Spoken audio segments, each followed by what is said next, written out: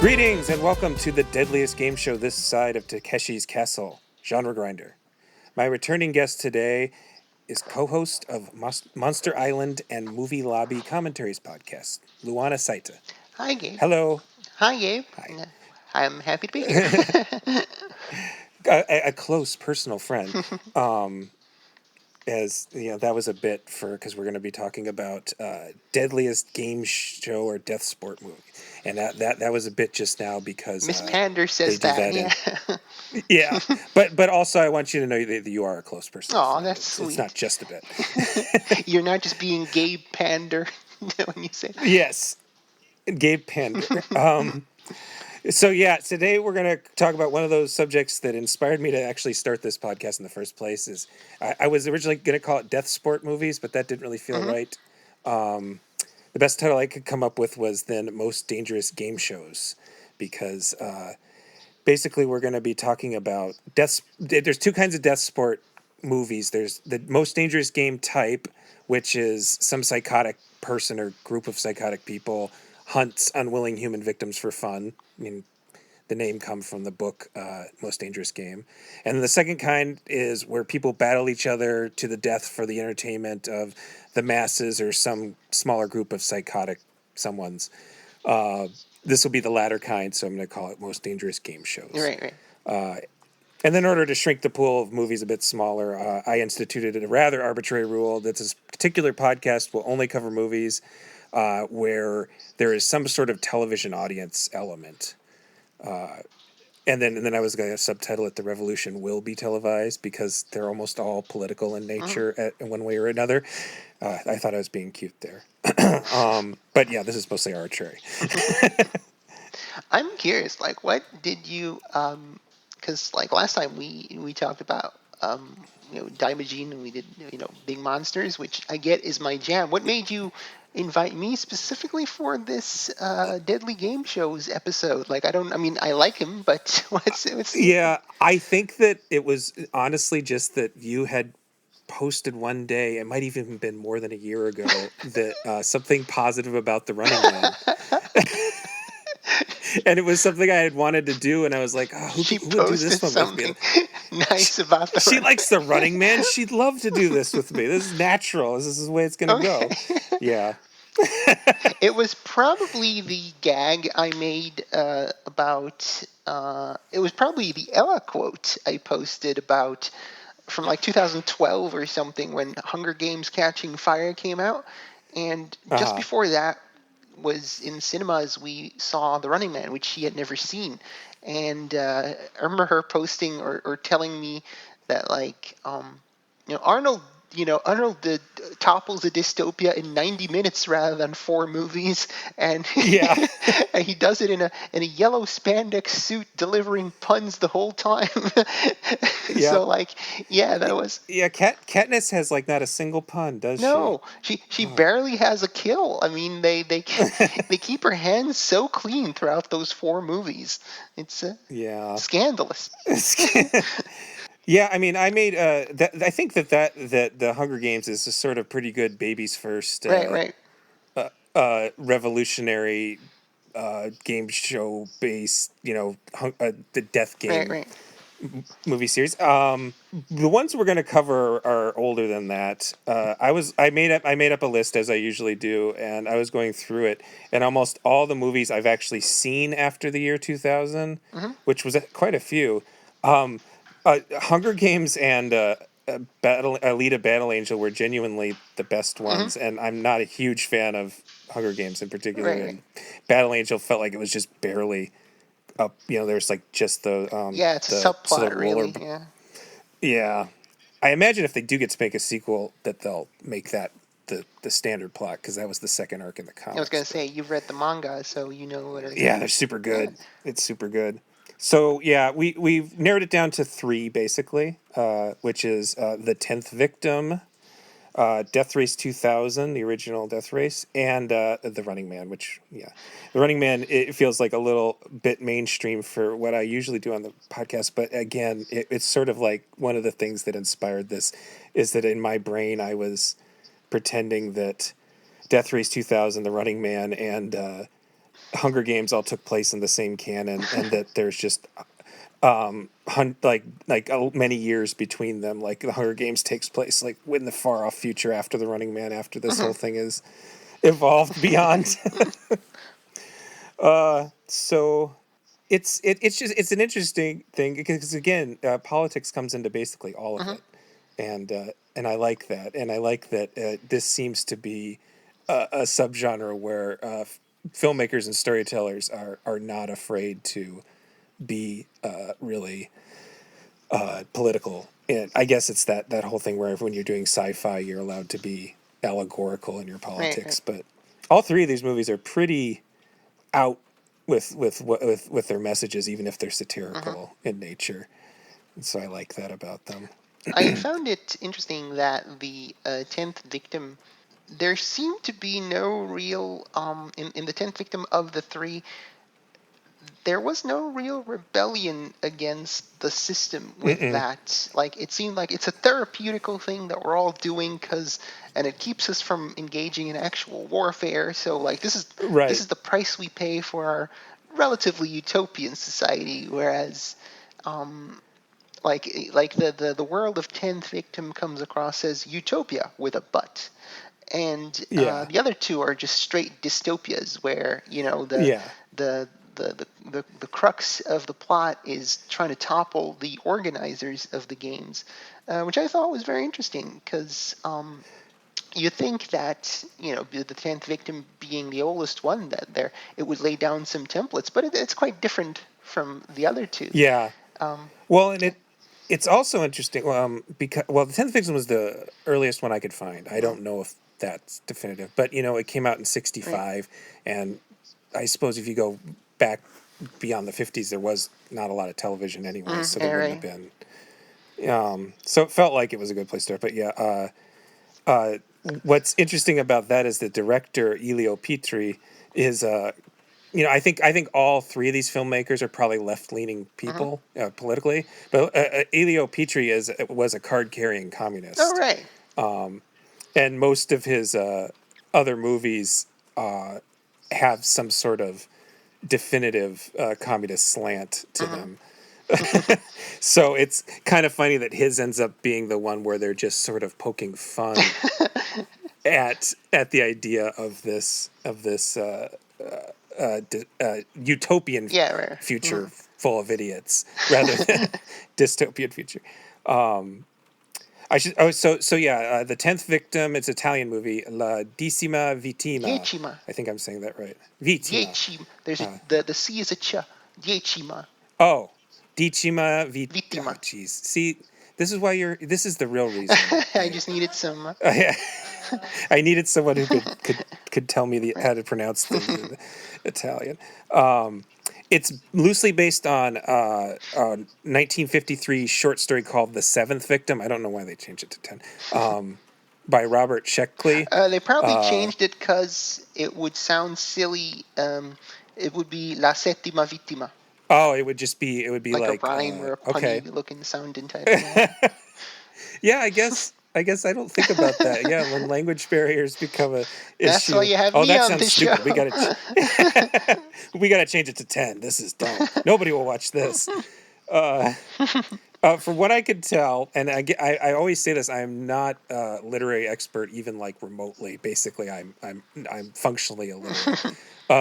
But from what I could tell, the seventh victim is kind of the Rosetta Stone for these movies and these stories in general. And it has it's like the first book I could find that has government subsidized murder games. But it sounds like the kind of high concept thing that sci-fi would have been doing since the beginning of time. But this is the earliest one I could find with Seventh Victim. So it ends up being like actually shows up as a sort of basis for a lot of these movies. I think it's valuable to guess the earliest version of this type of story if you're one of the always online types like myself. Because then you can smugly end arguments in which books are ripping off who. Right, Because like when the Hunger Games came out, there was that whole what do you call battle royale or what do you call Hunger Games? It's a battle royale with cheese or something like that. Like it was like a Pulp Fiction reference because they were accusing basically hoity nerds were accusing Hunger Games of ripping off Battle Royale when the two actually have very little in common. And the Hunger Games is much more likely ripping off Running Man or Death Race 2000 or The Seventh Victim. I would could say that imagine Battle Royale is a lot more like Seventh Victim because, like, you send one class a year to keep the peace amongst the youths, kind of. And the only people who seem to notice this is terrible are the students involved, and I guess the teacher. He's pretty jaded at this point, but yeah. But yeah, so yeah, if anybody ever wants to start this argument, you can actually them with actually they're all the Seventh Victim, and then you'll get pantsed and swirlied, but you still win the argument. They're all based on the movie that also inspired Austin Powers. Yeah, so this is a very groovy movie. And that's, I think, where most people come to it with either knowing that it inspired Austin Powers in particular, or as seeing like an ad with how very 1965 it is, with like its fashions and its mod architectures and just how it's silly in a very 60s way. And fortunately not a very Italian way, which is great because Italian comedies from the 60s are acquired taste, to say the least. There's very few scenes of like breasts shaking in the camera and the camera panning over to a guy with bug eyes going, "What?" Maroon. It's a little more dry-witted than that. Mostly, I mean, that's part of the joke, is that everybody's sort of nonplussed about everything. Right. That, like, the people are running around on the street killing each other, and the cops just sort of wander up and say, "Hey, what's going on there?" And they just say that they're part of. They show their badge, and the cop goes, "Oh, get on with it." There's a really quality joke where the guy murders a guy, shows his badge, and then the cop says, "Oh yeah, but is that your car? You're illegally parked." Yeah. I thought that was a quality joke for me. I like the one where the waiter or the restaurant owner is just complaining about all the murders that are happening. Like, you can't. God, people don't respect. Oh no, wait, Yeah. it was the guy who was complaining, like, oh, you can't shoot people in such and such zones. Like he was the guy complaining about you can't smoke anywhere anymore. Like. Right. Yeah, that was a good gag as well. I like that the main guy, Marcello Mastroianni's, like, side gig was, I'm a cult leader. Like, with like they're just sun worshippers, yeah, like walking into the sunset and him just cynically admitting, yeah, I don't believe in it, but it earns me $1 and it makes these people happy. So, like, yeah, well, and what's crazy about it is, again, this is before there was the big New Age thing that happened, and so it's sort of like a lot of this movie kind of predicts things. So like yeah, the sun worshippers feel like what are they called? The people who tried to live on just air. I can't remember what they're called. The breathful. I can't remember what they're called. Anyway, yeah, there's people like try to just live on air, or recently they had the people trying to absorb sunlight through their buttholes. Was a thing like 2 years ago. It's like, this movie predicted it all. There's also sort of social media stalkingness to it, because the Ursula Andress character. It seems like television is not necessarily a part of this game initially, but that as it's gone on, there's become more and more sponsorships, which I guess is definitely something that's in the Hunger Games, is a sponsorship thing. That's a big. But so there's sponsorships, and so Ursula Andress's character actually has a crew follow her and record everything, and they're trying to set up a big kill. So she's basically social media stalking Mastroniani. Mastroianni. Mastroniani. Oh, geez, I feel stupid saying it with that accent. I feel like I'm just butchering it. Anyway, we'll call him Marcel. It's, even though it's Marcello. Hey, you got that one right, at least. Yeah, I got that one right. But so they're trying to set up like a event, and so that's that I was saying that as social media stalking, but it's also like reality TV was definitely not a Yeah, right, thing right. in 1965. Like a lot of it is sort of creepily prescient. Mm-hmm. Unfortunately, not the style. I kind of wish that we we had some of those clothes out in our public view, Oh, yeah. especially the outfit that because Marcello has a wife that he is sort of divorced in the process of divorcing, and then a sort of beau. I don't know what the female equivalent is. This woman who's decided that she's like next in line. Right. I like her outfits a lot. But then it's also sort of a love story with Ursula Andress's character, who they're meant to kill each other. So And they get flowers shot at them at the end, or I don't. What was? yeah, I guess it could also sort of be like a like if you want to ignore the political implications and the sort of creepy people watching death on TV implications, it's also sort of like a really roundabout metaphor for the difficulty of dating. It, which might have been why it was popular, because I mean there's some reasonably misogynistic stuff going on, but Yeah, him. I don't know if you saw my share on Facebook with like him telling her, "Here in Italy, we believe in the patriarchal family." oh yeah, Like shaking her. that's part two is it's implied that people reach a certain age and they are either killed or put away Yeah, somewhere. It's so he's hidden his his parents. mother and father in like the walls of his house. And she thinks it's all unsavory and whatnot, and he's like, "No." Yeah.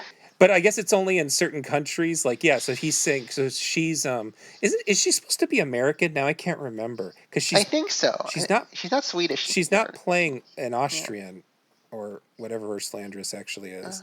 I can't remember which. Yeah, so there's like a little bit of that sort of like in this country we've instituted these rules, but the big hunt seems to be a Italy specific thing. Yeah, um the the Big Hunt computer was in Switzerland, I believe. Oh, that's right. That's right. The weird Swiss computer that Like it's like this. the victim is Marcello Mastroianni. Like there, Yeah, the computer is like is the computer is expressing that data in audio format while there is right. no one around the computer to hear. And I mean, it looks good too. Oh, and then another thing that like kind of ties into that and the look is that there are announcements, public propaganda announcements in the background of some scenes, which you see in the Running Man too. But it sort of feels like I don't know when heavy metal or magazine or what was Judge Dredd's in 2080. 2080. I don't know how far back those go, but it like really reminded me of something like Judge Dredd or like RoboCop, which is sort of taking off from Judge Dredd. Right, But right. like is this one of the things that like inspired that whole sort of like really dire public announcements, but everybody's just ignoring it because it's everyday stuff, Heavy like metal the commercials in started in RoboCop. 74. Okay, so yeah, maybe this is one of the first things that does that, because I don't know how you really express that in I guess in a short story, because a lot of early sci-fi is like novellas and shorts. I guess you can express that in the background something, but it's never as funny if it's not just sort of background Right, right, right. noise that you can miss the first time you watch it. Why? Yeah, like one of the things says, "Why control births when we can increase deaths?" Yes. Yeah, I wrote a note here. Old people are handed over to the state. It doesn't necessarily say that they're Okay. killed, but yeah, there's that dystopian element. But I think that's kind of the joke, is that it's actually really depressing, but it's so pretty and colorful, and everybody's having a good time Yeah. that you don't notice. It's kind of like the Star Wars universe that is also in a state of Yeah, perpetual galactic war, but everybody seems to be having a good time. yeah, it's like being the wealthy person in the empire who doesn't actually have to deal with any of this. Like was it Canto Bite people? Yeah. They don't care about anything going on.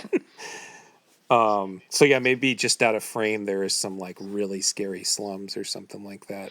Yeah, I mean, you'd have to actually go film in actual slums because I don't think they did a lot of like set dressing for this movie. Mm-mm. It was basically No. just Rome. It was basically just Yeah. um 'cause I, Yeah, they try to set the thing in the what's it called? The gladiatorial arena, uh yeah, the Colosseum, arena. The Coliseum, yeah. because the setup by the Um reality TV guys was, what was it, in the Roman baths or something, or the Temple of Venus or mhm. whatnot. The Oh yeah, it's Temple of Yeah, Venus. Yep. That's right. I guess yeah. And then they set up a whole thing cuz she is sponsored by Ming tea. the And so they have like a whole dance and Ming T, the band Mike Myers started. That was a '60s. I don't know if it was a cover band, yeah. but I've actually never heard them, but yeah. So for Austin Powers he took kind of the style of this movie and the fembots that have machine guns in their bras. There is a character who has a machine gun in her bra at the beginning of the movie. He took that and then yeah he named his band Ming T. they Myers performs with his band in Goldmember. Oh, he does. You know what? I've never seen Goldmember. I I shamefully enjoy all Austin Powers movies. I should say when your last name is Right? Powers, you kind of fucking hate those movies. But specifically because they came out when I had just become an adult and could get my own card at Blockbuster Hmm. Video. And I swear to God, every time I went in, and this would have been like 1999, Uh-huh. some asshole would say, "Oh, Mr. Powers, did you rent Austin Powers today?" It just was nonstop. Every time I went in, some asshole would make that joke. I've got your Swedish penis pump, Mr. Powers. Mr. Powers. And it's like, shut up. I never I even want to rent considered Fight that. Club or something. Yeah. But no, I never did see the third one. So that's the actual band. That's funny. Yeah, I mean the style again. The the every room they're in. And it's really funny watching this back to back with Death Race 2000 because it feels like in Italy 1965 you just had to find these rooms that were decorated with Cool outrageous mod rooms, super yeah.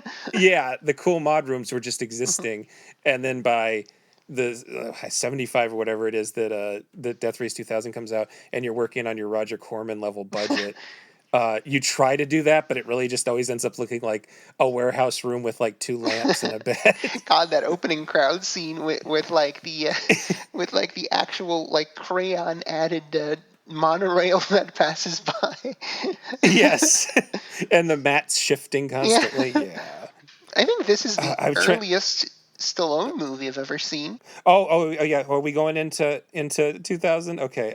I guess I should have made that a actual. I wasn't even meaning for that to be a what do you call it A a transition. segue. Well, okay, a Everything's a segue. transition with me, baby. Yeah. I'll just say one more thing about 10th Victim is that Elio Petri is a really interesting weird Oh. filmmaker. Again, he was a card carrying member of the Communist Mm-hmm. Party.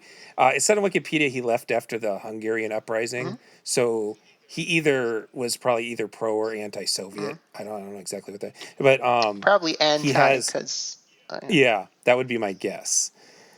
But he made two really cool movies that kind of get categorized as giallo movies, but aren't quite. One is A Quiet Place in the Country, which is Franco Nero movie that's basically just a bunch of S&M, but it's really like it's really exploring the relationships between men and women, and then Investigation of a Citizen Above Suspicion, which is like one of those movies that comes with a Criterion seal of approval about a cop who's investigating murder that he's done, mm-hmm. so he's just faking his way through Right, it. right. And then he did the only other comedy of his I've seen was Property is No Longer Mm-hmm. Theft, which isn't exactly subtle when you say just the title alone is just a series of vignettes about a guy sort of getting down on capitalism. Mm-hmm. But pretty much all of them have this sort of air of misogyny that I can't quite tell is genuine misogyny or a comment on the prevalence of misogyny in Italian cinema.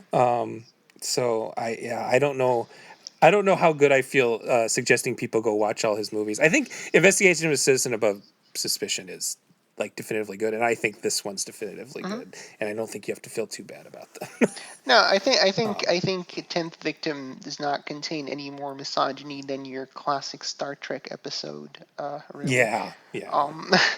I actually think that in terms of like the '60s movies, the '70s movies we watched for this podcast, they are okay. Like Death Race is a '70s movie, so that's always a that's always a risky territory to go into, '70s genre film. But I was like, I've definitely seen worse. Women do shit in Death Race. Women do shit in Tenth Victim. I guess there's a bit of the like sort of naggy ex-wife thing going on in Tenth Victim. Yeah, that they kind of take it to a extreme where she's murderous. I also think that Ursula Andress is really good in 10th Victim and probably the best. I mean, I guess the Dr. No fans will not want to hear it, but I think this is her best performance I've ever seen. I mean, saying that Dr. No is her best performance is like saying Kirsten Dunst's best performance was in Spider-Man, but like that's not exactly. It wasn't exactly a meaty role to bite into, Yeah, she's sort of a mannequin, and she as like the first Bond girl. Right. But she's actually quite funny in this. And I think she dubbed herself on the English cut because she actually had an accent, so that was nice. But yeah, we'll move on to Death Race 2000, which is one of my all-time favorite movies. Probably, but when I say that, I mean like top 100 maybe. But it's one of the. It's one of my all-time favorite movies. Maybe it's in the top 100. Okay, Jesus. Most people don't even know 100 movies. Yeah, it's true, and it's really sad, but it's true. Follow me on Letterboxd to get all 100 of my favorite.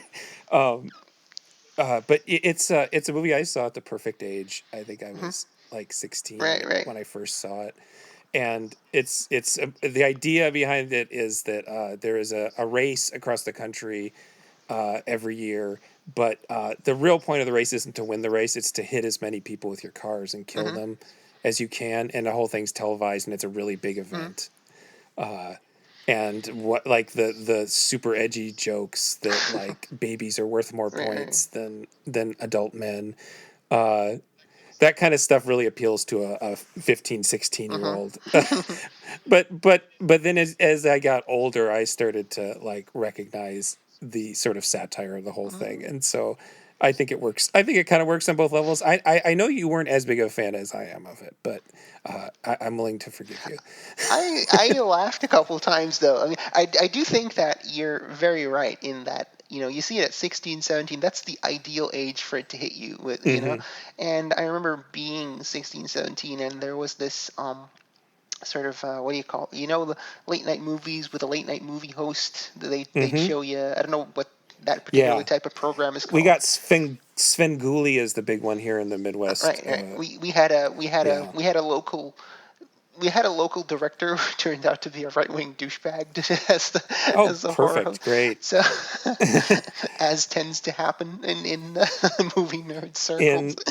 But that guy's TV show did, show me some old Roger Corman shit, and I guess it just sort of never. Death Race 2000 it would have been one of those types of movies that he would have shown. It just never happened to be on, I guess, or I must have missed that episode or whatever. But seeing Death Race 2000 made me think of that horror host show that was on when I was 16. And were they allowed to show nudity on television? Yeah, but it was like at 11 o'clock on Fridays, so like you could. It was cable though. It was cable. I only asked because I actually have seen the Death Race 2000 on network television, and they don't cut any of the violence. All the But boobies are. yeah, the scene where they're all getting back Yeah. massages, instead of blurring it, they just zoom into their faces. It's the strangest censorship I've ever seen in a movie. So it's just these intense close-ups, and they're really blurry because it's a really wide shot otherwise. Anyway, And it was kind of funny that, like, I think around, ooh, by the end of the second act, I realized that, hey, wait a minute. I've seen almost every woman's boobies that is in this yeah, movie. yeah, and sometimes it's really it's not even like in like most of the Corman movies that we're going to show breasts would be like, let's focus on these breasts. We need to Right. make sure the audience is seeing them. It's sort of Hmm. casual. In Death Race 2000, they just happen to be It's nude. like in Starship Uh, Troopers or RoboCop, where, yeah, or here is a non-erotic situation in which everyone is nude together, which is pretty yeah, cool. But I mean, yeah. the reason, of course, is to get boobies in your exploitation movie. But It, but it was but presented pretty well, like that. yeah. It didn't. It's like, oh, here's a random shower scene, as one would expect from. And I sorry. I was gonna say I suspect that Corman flat out said you need to have this many breasts in this movie. I read some random trivia. Apparently, Corman wrote it as a straight thriller, and then he was like, this is too grim. And when he turned it into a comedy, I was like, yeah, this works. Yeah, well, he hired Paul Bartel to Right. direct, and I think that's the reason it works beyond its basic premise. Hmm. Uh, because Bartel is very funny. He was in a lot of those Corman New World movies. He's in this movie as Frankenstein.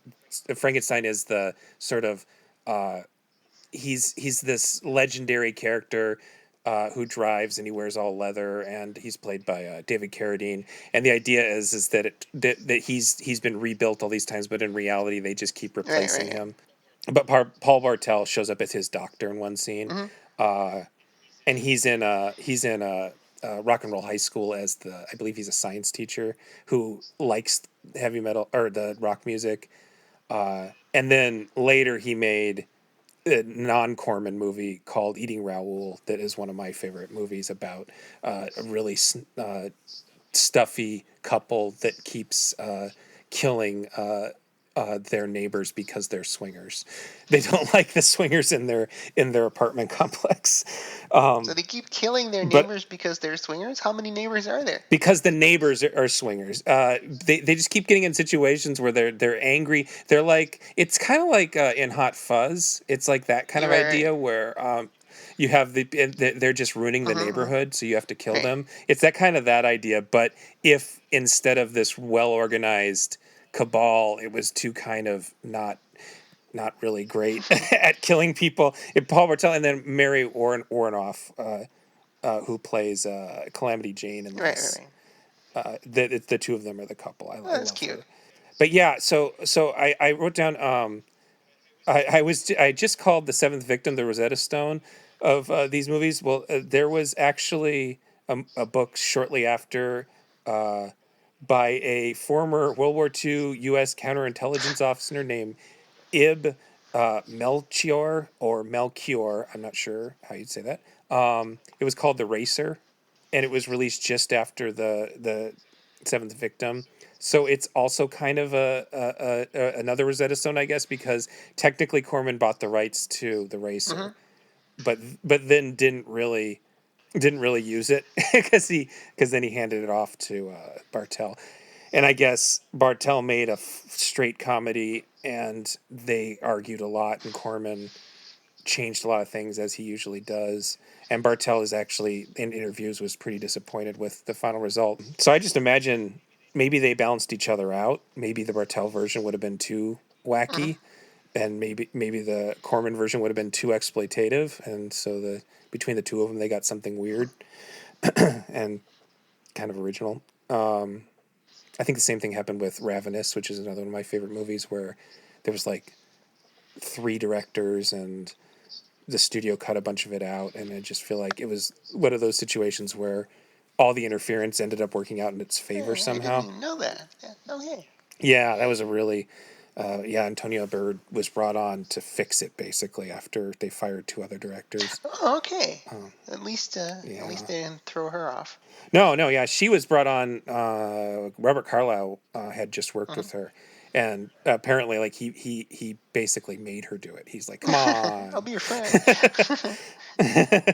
So anyway, Death Race 2000. Yeah, so the basic joke is that you're running people over and you're getting points for killing people, and there are these really over the top personalities, and it's like, as you were saying, it's a really cheap movie. It has these opening credits that are like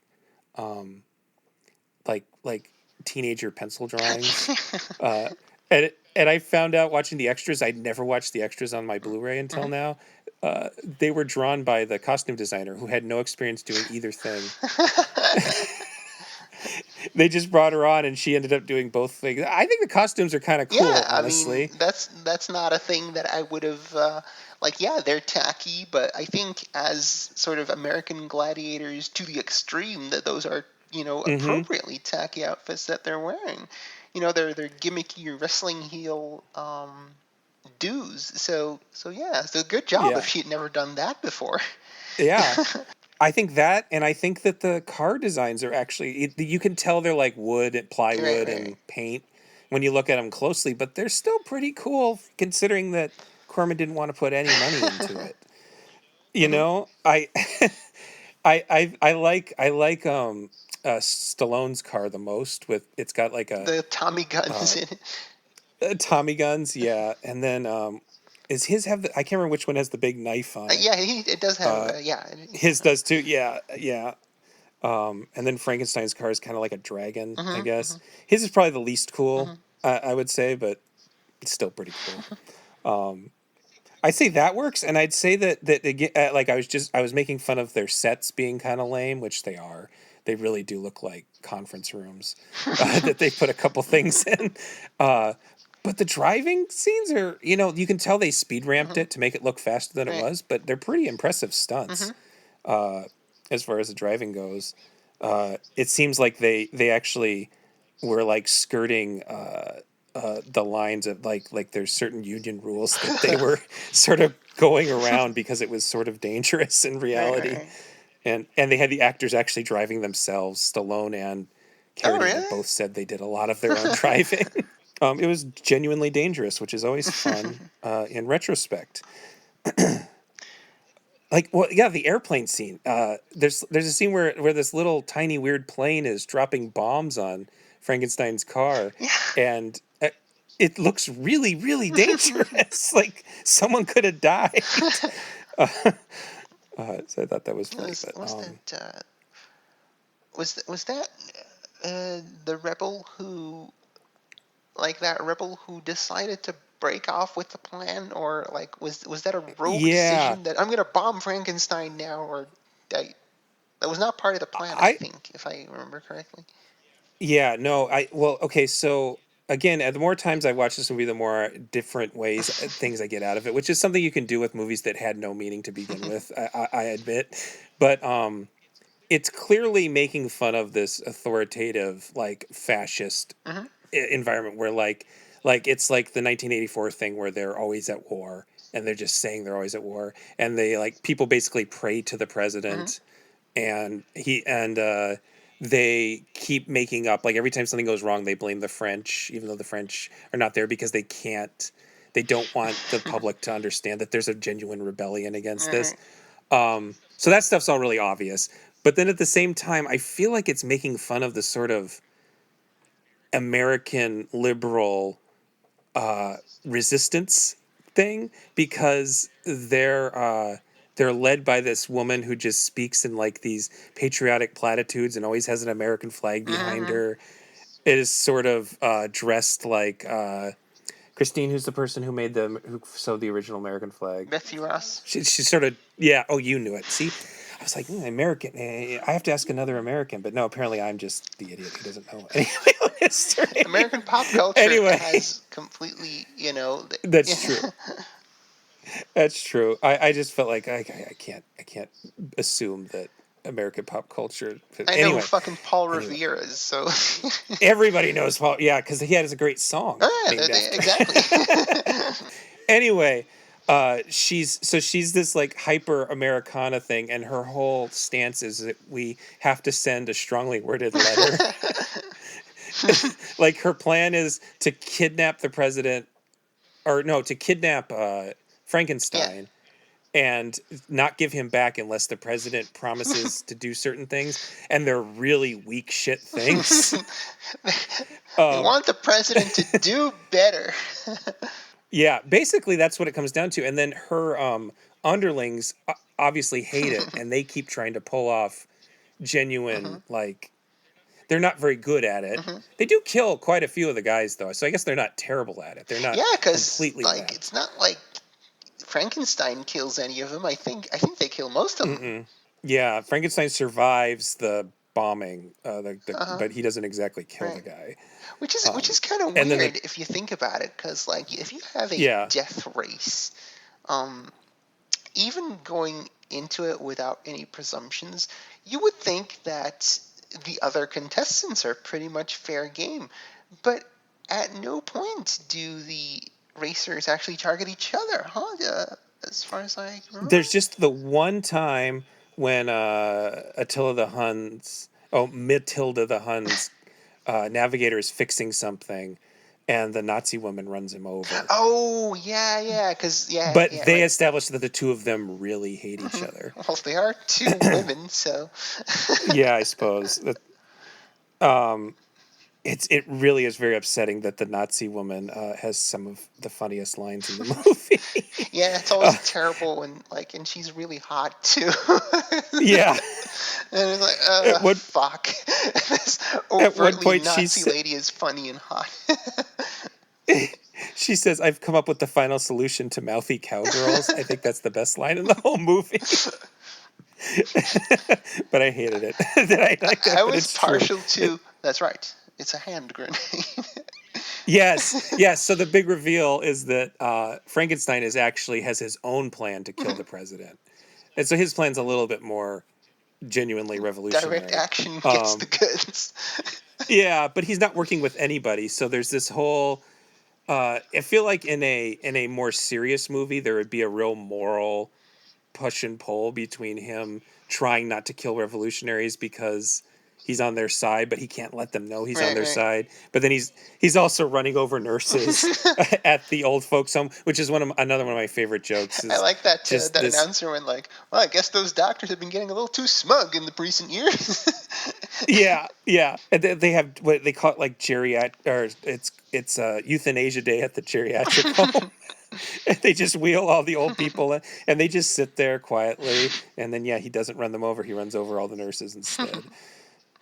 And the TV people are always there. It's always playing it like it's something that comes up in The Running Man too. Is that people are so ingrained in this horrible culture of television death sport that that like at one point Grace Pander, which again is a great name, Grace Pander visits the widow of Frankenstein's first kill and gives her a bunch of like game show prizes. And so she's crying about her dead husband, but also excited that she's being like handed a TV and stuff. I feel like that's like way on the nose, but in a good way. Like sometimes I like those really on the nose jokes like that. Right. Yeah. So I don't know. I think that it is sort of. I don't know how. I don't really know Bartel's politics. He seemed like he was kind of an artsy guy, so he was probably pretty well left leaning. So I feel like he was trying to make fun of both. I think that it's one of those cases where it's easy to make fun of the most extreme bad people than because the movie ends with Frankenstein not really affecting much change. Like the death race is ending, but it kind of sounds like there's still going to be kind of a shitty. He just sort of gets replaced as president. And I remember one of our Facebook friends, I don't remember who it was, kind of thinking that felt like they were defeating the point of the movie. But I think the point of the movie is that the solution isn't much better than the way things already are. But I might just be reading it that way because of the last 5 years of politics in this I country. thought that the ending was very fun. I mean, I thought that the ending was very funny because, like, he kills the president. He drives into the stage, which apparently makes him president. Yeah, that's how you get president. and then That's actually how it works today. okay, Like right. that's why. Yeah, that's why we have a secret service, is to keep people from running into the president and taking his job. That's why the Pope has that glass car. Yeah, the Pope has that car that's basically a Mad Max car. If it needs to, it will demolition derby the shit out of all the attempted assassins. The would-be popes. Yep. So, like, Yep. he becomes the president because he killed the president, and then he's like, "All right, chaps, no more death racing," and everyone's like, "Oh man," and like, "Nope, that's what I said. No more death racing."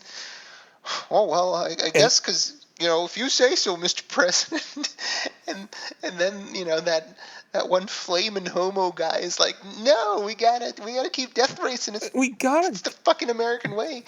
And then they go like, shut up. Oh, just one more time for old time's sake. Let's kill this guy who wants Yeah. to. So I thought it was a sort of hilariously upbeat ending.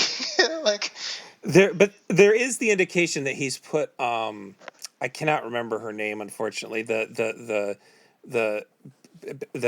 woman who was leading the resistance, she's in charge, and now that she's in charge, what if someone? They ask, well, what if someone doesn't like this? And then she says, well, they can just leave the country then. And so now that she's in charge, she's sort of just being the same shit, different person. But what if someone doesn't like this? It refers to the absence of a death race. I suppose. Okay, you're reading it much more positive than I did. Okay, all right. We'll be upbeat about it. Like, that's basically how I would do revolution. Like, hey, universal basic income for everyone. What if someone doesn't like it? Well, Yeah. fuck off. Go away then. You don't get any. Yeah, Fine. exactly. Okay. All right. I guess I'm so used to like reading the darkness into every fucking movie I watch. Yeah, but like I was expecting that with the type of movie it had been up until that point.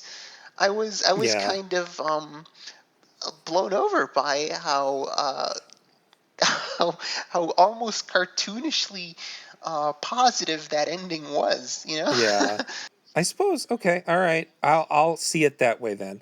You don't gotta. I'm just saying. No, I will. I will though. I think it makes it. It honestly makes it funnier that it doesn't end on a bad note. Like Frankenstein is so popular that if you have a society in which people are just cuckoo for death races, that means they're they're very violent people, very very a real rabble to be roused. but Frankenstein is just so popular that he just goes, no more death racing, and they're all, oh, okay then. And that was funny. Did we mention that he had the hand? We said the hand grenade joke, right? We mentioned that. Okay, I couldn't remember if we mentioned that. That's like at once the most beloved and hated thing in the whole movie is the hand grenade People joke. hate that. Oh, people hate puns. God. People get mad at puns. This is a really overtly cheesy movie. Why would you hate? Well, again, it was funny watching it back to back with The Running Man, because this feels like a real Reagan era movie right. to me. But it was actually, I mean, I guess I had to keep in mind it was probably written and even made during the end of Nixon's. Right, I was going to say Nixon. Yeah. So it's really an anti-Nixon thing, because nobody would make an anti-Gerald Ford movie. Nobody cares about Gerald Ford. About Homer. Yeah, nobody gives a fuck, and also nobody would do a Jimmy Carter. You really have to have these beloved and hated characters like Nixon and Reagan. It feels really on the nose for a lot of the stuff that happened in the Reagan era, as far as the way TV is used and the game showness of it all. The fact that just everything's played for laughs and like it's all fine and war is good times, but we also prayed at our president. That kind of stuff. I thought it was funny that the first time we see the president, he's like in this weird golden light atop this pyramid, the ziggurat in this vaguely. I think they say he's in Tokyo or in Osaka or something. Yeah, he's visiting something. Right, yeah, and like he's almost like Zool on the Like Gozer on the temple, and this weirdly unspecified, cloudy, misty half realm. But then at the end of the race, he just shows up on a scaffolding. He just shows up. Yeah. Yeah, you'd think that the God King president would just do a video call. Yeah, right. He just shows up to be hit by a dragon car. Yep. Yeah. I want to reiterate how good the cast is. Because again, one of my favorites, Mary Warnov. That's a hard to say name. That's a lot of O's in Mary a row. Warnov. Warnov. This time she gets to play kind of secretly sexy good guy instead of a secretly sexy villain, which is pretty much what she always played, like really tall villainous women in the Corman movies she was in. And then you got David Carradine, who's sort of in David Carradine fashion, both terrible and perfect. Like it apparently, like he was an absolute diva on the set, and people did not like him because he was just coming off of Kung Fu, like to the point where he refused to wear leather. So the poor woman who had never made costumes before had to find something that photographed like leather, but that wasn't leather. And at one point he got fired for screaming at her, and Corman backed her up, and then he apologized with flowers, which sort of sounds like something David Carradine would do. Oh, that's right. He sang to them. He serenaded them. Yeah, which is even more David Carradine. Then you got Don Steele, who is like the host of the whole thing, who's like the Stan Lee of Corman movies. He just shows up in everything. He's also the host in Rock and Roll High School and a couple other things. The really smiley dude with the glasses. And then he's not in it very long, but you got Martin Kove of Karate Kid and Cobra Kai fame. Yeah. Narcissistic Nero the hero. Very, very clearly gay coded character. He's still kicking. But Stallone, he's still they're giving him very politely cut fight scenes on Cobra Kai. I haven't watched any of Cobra Kai because I never liked Karate Kid, and everybody keeps insisting I watch it. Oh, I won't do that. You can do it. I just always remember I just didn't like the Karate Kid movies. I don't know what was wrong with me. I was a bad child. I think came out that exact time when everybody literally joined karate schools, and it just sounded like too much work for me. That sounds like the typical fucking nerd thing you do. Yep, exactly. Oh, karate's cool. Wait, I have to do what? Nah. I'm just gonna tape just watch these horror cartoons. specials off TV. Yeah, pretty much. But Stallone really is fucking great. This is the douchiest I've ever seen Stallone. Yeah. He's such a scumbag. I've never seen him so villainous. Yeah, there's certain scenes that make you a little uncomfortable because he's like being abusive towards women. Yeah, right. Kind of reminding us that we're not supposed to only laugh at his evil, but then he'll like kill people that aren't characters, and it will be very funny. And he apparently wrote a lot of his own lines. Yeah, because like that reminds me, when he's like choking out Annie and Frankenstein comes to save her. Mm-hmm. He has a line. He says something like, "What does it feel like to spend the rest of your life in pain? The next 90 seconds." Yeah, which will only be about 90 seconds. That is a line that he must have written, that he must have been very impressed by, because in Demolition Man, he says, "You're going to regret that the rest of your life, both seconds of it."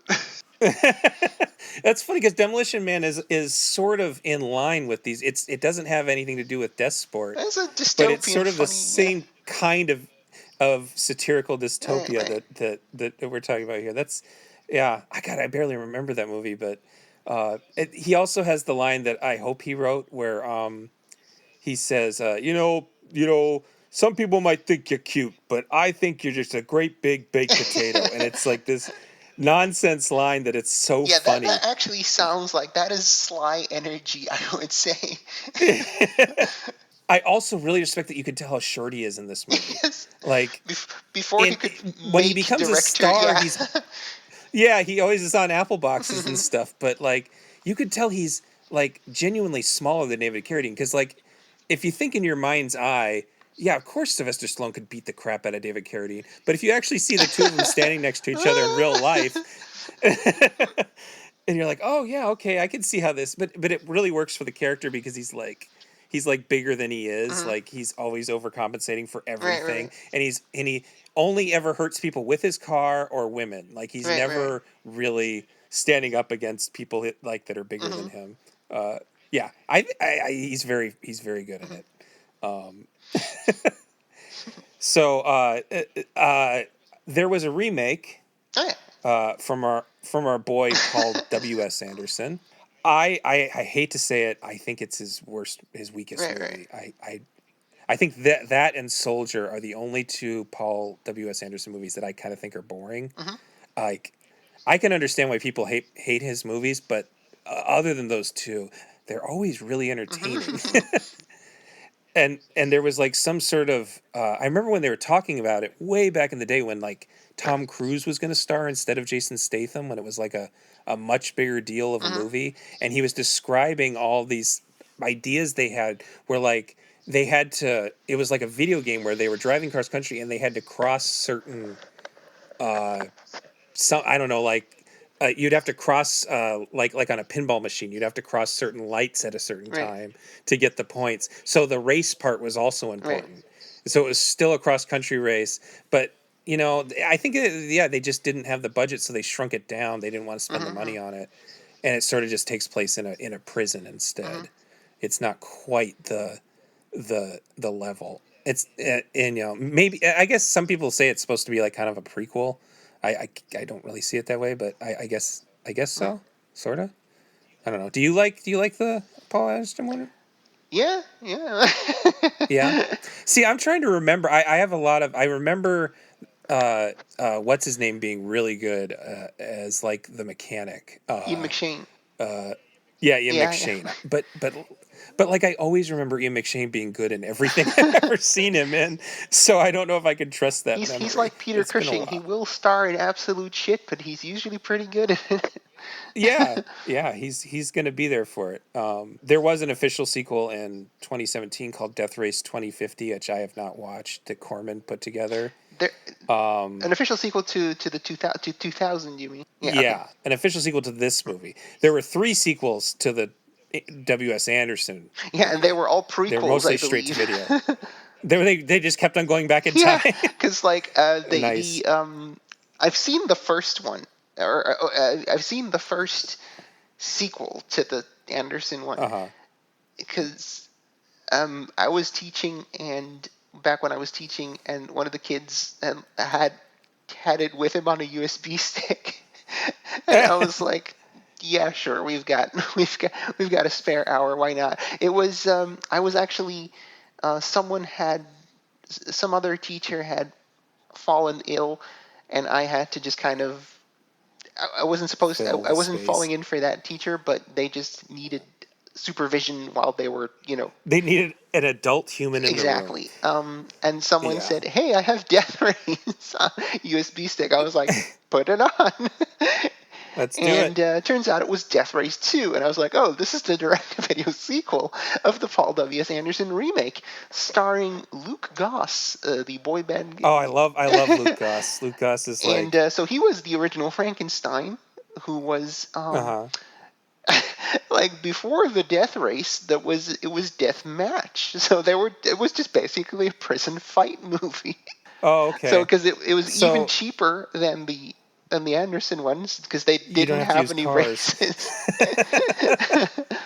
Oh man, you'd think that they would have used what's his name at that point. The guy who's in Scott Atkins Oh at that yeah. point. But I guess Gus does have training in like hand-to-hand stuff, so it makes sense too. Yeah, I did not see those, but they Yeah, exist. I accidentally saw one. I would not have sought it out on my own. This Death Race 2000 also inspired a bunch of video games. Carmageddon. The Yeah, it's basically inspiration behind Carmageddon to the point where I guess there was some sort of discussion that they had ripped it off. There was also a 1976 arcade game called Death Mhm. Race, and they just stole the name, and there was even a legal Oh dispute wow. about it. They're like, no, it's just called. But it was one of the earliest cases of the real controversy over violence in video games, and I found a short YouTube clip Uh-huh. about it, and it's hilarious because it's like sub stick figure Right, level yeah. I was graphics. gonna say, what are you getting outraged about? How can you even tell that there are humans on screen? Yeah, 1976 level graphics. Like, yeah, it was very funny. But yeah, parent groups have been mad about video games since video games existed. I mean, I um, remember the controversy over the first Grand Theft Auto, and you know that hmm the first one was that top the down, top and down. Yeah, like it's so like humans are little blobs. Like, what are you getting angry yep. about? This is not realistic at all. They're moving little I blobs remember that turn into little splats if you hit them. That's it. I remember playing the game specifically because I rented it because of the controversy and just getting bored and stopped playing it really early. It's like, oh, this isn't gross. What Yeah, the hell? right. I um, was yeah, there's sorry. that. What's that other video game series called that it was ongoing forever? Twisted Metal Twisted Metal. Black, Twisted yeah. Metal also seems. Yeah, Yeah. yeah. That one I actually Uh-huh. did play. So I yeah, played that's sort of. Carmageddon. I played Carmageddon, I think 1 and 2. Hmm. And I remember as a kid even being like, well, if I'm not going to go out of my way to hit or not hit pedestrians. I remember as a kid even having the impulse because you could win the race by killing the most pedestrians, Hmm. or actually finishing first, or killing the other contestants. And I always went for the other Uh-huh. contestants. Like that felt like the most natural impulse to me. Like it's different than a normal race game and has a bit of a challenge to it, than rather than because they all have gimmicky cars that you have to. I mean, I guess some racing games that you could say are sort of based on Mad Max, but really, once you get gimmicky cars involved and killing pedestrians, it's pretty death racy at that point. And I remember I had a huge crush on the sort of poorly rendered the driver lady called Diana. So that's Death Race 2000. Do you have any other thoughts on that one? No, it was. I definitely enjoyed it and was amused by it. But it feels like a movie I should have caught when I was 16, 17. Like you, I probably Hmm. would have. It would have been part of my pantheon as well. I think. Yeah. Um, but yeah, for like with the 10th Victim, it has a little bit of that 70s, like, ooh, how are we gonna treat women? And I was like, oh, okay, it's fine-ish, you know. Like yeah, the relationship that Frankenstein and his navigator, who's one of the secret revolutionaries, it's pretty sweet relationship Yeah, between yeah. them. They like dance and stuff. Um, and there's the woman, or there's like a cult of women that they pick one to go stand on the street and get killed as to express their love to Mhm. Frankenstein, and that's one of those moments where the movie gets a little dark because you really think that Frankenstein's not going to run her over, but then he does, and he's kind of sad about Mhm. it. So it's not really played as a joke or as a moment for Frankenstein to sort of be a better Mhm. person. Yeah, because It's just sort of. he's always had his plan to stop these death races, so it's not like we meet He, him after the point where he decides to change. That's not, he's had his hmm. arc by the time we meet him. Ironically enough. Hmm. I'm sorry, I interrupted you. No, you didn't. But yeah, that was my point. Is yeah, it's just sort of dark Yeah, moment in right, the middle right. of it all. But the equal opportunity nudity, of course, there's no dicks, but just because that would have gotten them an X rating instead of an R rating, I'm sure. But the men are also nude. It's pretty equal Yeah. opportunity as far as that goes. And again, I think that was a Paul Bartel thing. I think that he seems like the type who would say, "Well, this is if we're gonna have naked women, we should have naked men too," Hmm. kind of situation. And it's very Um, funny that this was definitely a couple decades before the Marvel bodies. Like Right. Maybe Sly was kind of buff, but like if you look at Carradine, the romantic hero of this movie, he's a weird looking guy. you know? He's a little Yeah, stringy. He's a little stringy. Yeah, I mean, Stallone's buff, but he's like old school buff. Like he's just sort right. of got mounds on him instead of like gross veins. Like he doesn't look like he's dehydrated. Yes, exactly. So yeah, yeah, and it definitely, if you would have seen it, it's one of those movies you see as a young person, and some of those movies you love it when you're younger. You grow to dislike as you get older, and some of them you grow to find things you like about them as you get older. And this is one of those ones Right, right. where I feel like I expected to grow beyond it, but then every time I watched it, I kind of saw something else I Mhm. liked about it. Yeah. So and then so here's a segue for you. Speaking of movies you saw as a kid and loved, The Running Man is directed by Michael Glaser, who's mostly was an actor, not a director, and apparently Arnold thought he sucked at directing. That kind of made me sad. But if you ask the question, what's the best Arnold Schwarzenegger movie, and I feel like the answer is obvious. It's Total Mhm. Recall. I don't know if you agree, but for me, it's like, yeah, Total Recall, no problem. But then if someone asks me what the second best Arnold movie Mhm. is, I start to struggle Right, right. because like the Terminator and the Predator are better movies than The Mhm. Running Man, but The Running Man's such a good Arnold Schwarzenegger movie. It's almost the platonic ideal of an Arnold Schwarzenegger movie to me. And it's one I definitely watched on TV all the time as a kid. Anytime it was on, I would watch it. So I didn't see the actual R-rated cut for until I was old enough to rent it on Oh VHS of gosh, my I didn't own. even consider Yeah, that. Yeah, because yeah, honestly, movies weren't really. That's not really a thing that happened here. Like either movies hmm were, relatively PG-13 to light R-ish, and would get prime hmm time showings. And if they had slightly darker content, they would get late night showings. And I never, hmm Running Man was definitely a movie that would be shown on prime time. That that. yeah. Oh yeah. It was, and it's very easy looking back. It's very easy to cut most of the graphic Mm-hmm. violence because, like, for instance, towards the beginning of the movie, there's a prison escape, and they have things around their necks that will explode their heads if they go a certain way. And one guy runs beyond it, and his thing goes off. It explodes his head. It's a pretty gory image in the movie when it's uncut, but in cut, you just have an explosive sound and show everybody reacting to it. Mm-hmm. And there's another where basically you just to put it on TV, they just sort of cut the ends off all the kills because Arnold is particularly bloodthirsty in this film.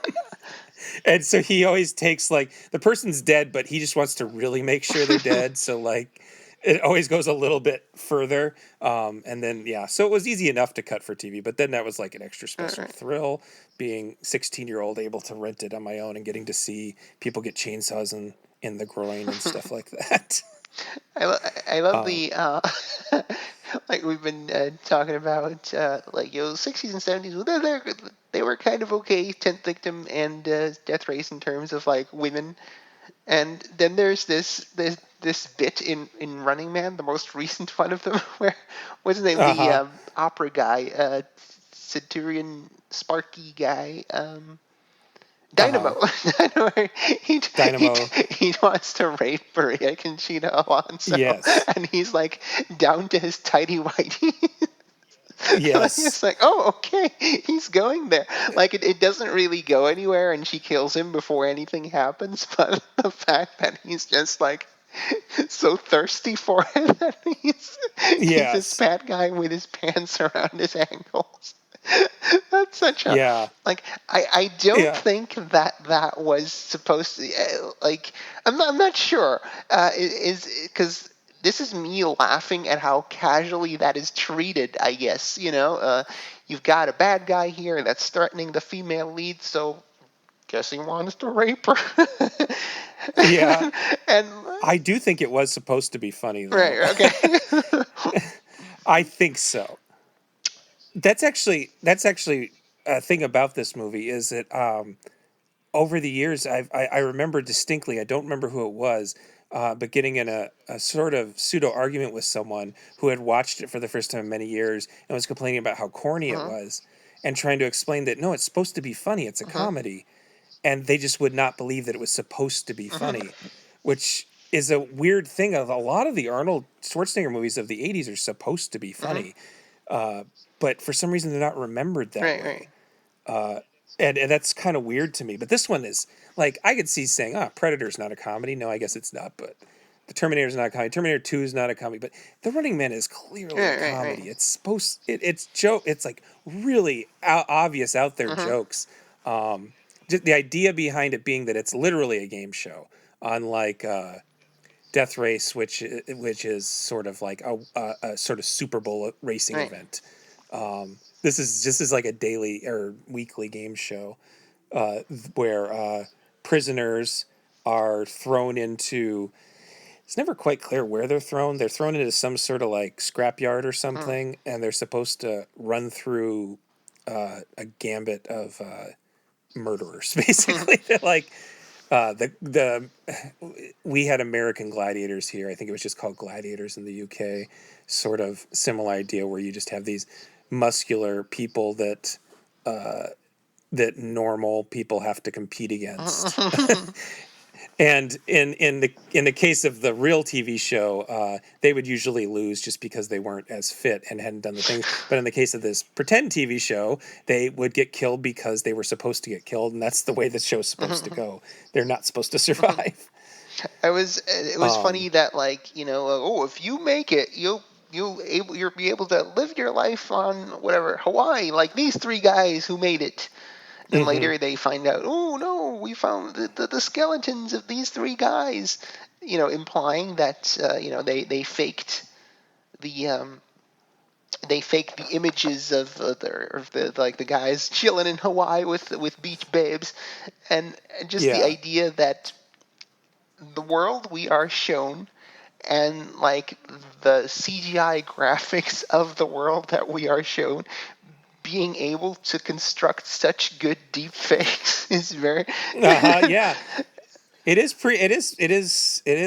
deep fakes, they weren't too far off. This takes place in 2017. Were they able to deep fake by then? I think so. Yeah. I can't remember. I think I saw deep fakes in 2017, yeah. Because but it's funny because besides those deep fakes, we do see other special effects from that world, from that universe. And all the other special effects are very, visually 1987. And the deep fakes are obviously just footage that they actually shot that in universe turns out to be fake. So it's very funny that they had to circumvent the concept of deep fakes by just actually shooting the footage. It's another one where I feel like it's clearly making fun of the Reagan era, but it's starring a Republican, a famous Republican, and it was a major release. And so I was trying to figure out how you could really pull this off, and I think it's because if you're not paying attention, you can pretend it's an anti-communist thing. That it's like if the world went super communist, that this, it was just the way that like Americans thought of communism was just this horrible thing where you wouldn't get to eat. There'd be bread lines and everybody would be in horrible prisons. That was just sort of like the image people were given of the Soviet Union. But it's clearly a satire of the sort of casual sadism of the Reagan era and what TV was like. And I think that Arnold is clearly the centerpiece, and I guess the guy who wrote the story, little known writer known as Stephen King. I don't know if you heard of him. I kind of I should say this is based on a Stephen King novella he wrote under the pseudonym Richard Bachman. And apparently that's much darker. Ends with like major destruction and everybody dying, or something along those lines. I did not read it. I did not do that research. And the screenplay was by Stephen D'Souza, who is basically the go-to Yeah, guy. he He did wrote Commando and Die Die Hard, Hard. Commando, 48 Hours, eventually directed Street Fighter, another movie that's a comedy that Yeah. nobody understood was a comedy.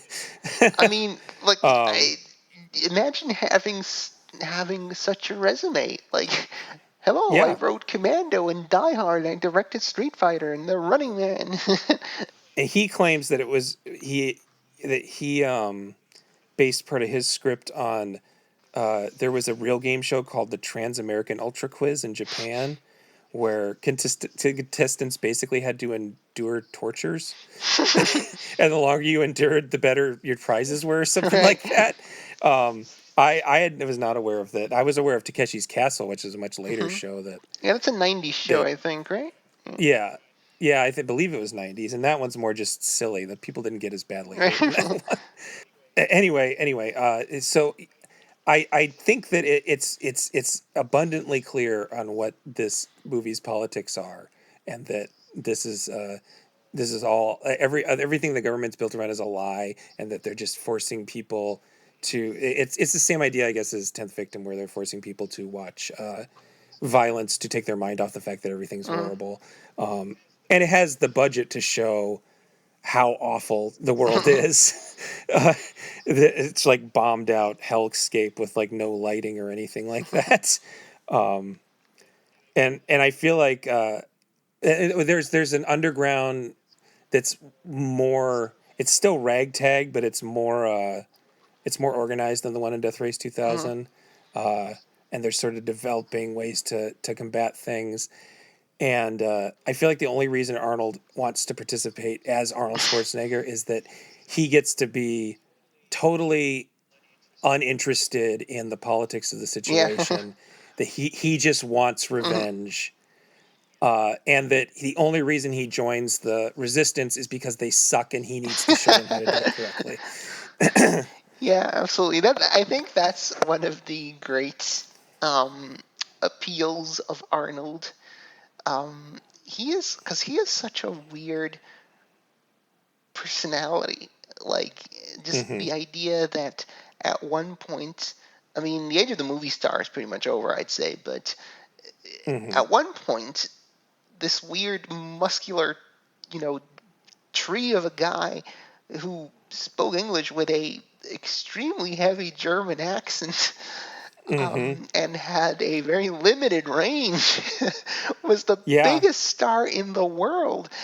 A guy who got projects greenlit, a guy who not only got projects greenlit, but the whole tone of the movie turned into, like, Running Man goes from dystopian, novella to it's a fucking Arnold movie. Total Recall Yeah. was a Cronenberg movie. Yeah. It was supposed to be, and the studio, no, we want to make it like a sci-fi Indiana Jones thing, and then Arnold comes aboard, and all that shit's out the window. It's an Arnold movie now. um, Yeah, there's a version famously, there's, like you said, Total Recall was a Cronenberg movie for a while, and the idea was the main character was average.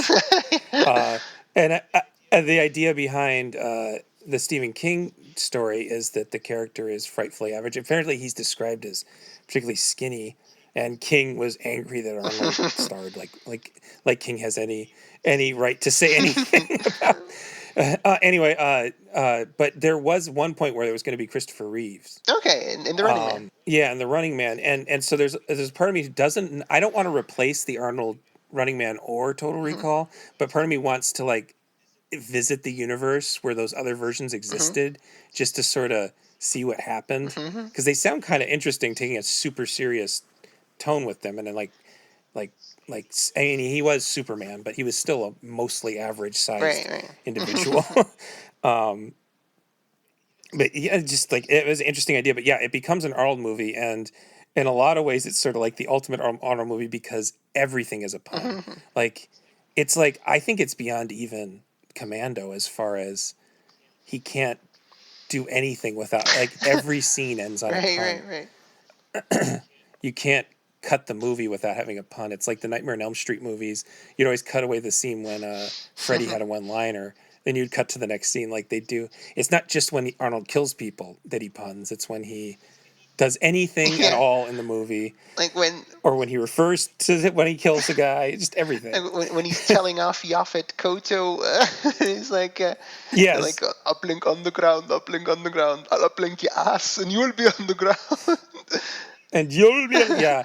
Well, the ultimate line is when he kills Sub Right. Zero, who kind of is a weird character because they set him up like a sumo wrestler, but then he's a hockey player. Yeah. That I always thought that was really strange that they mixed those two concepts.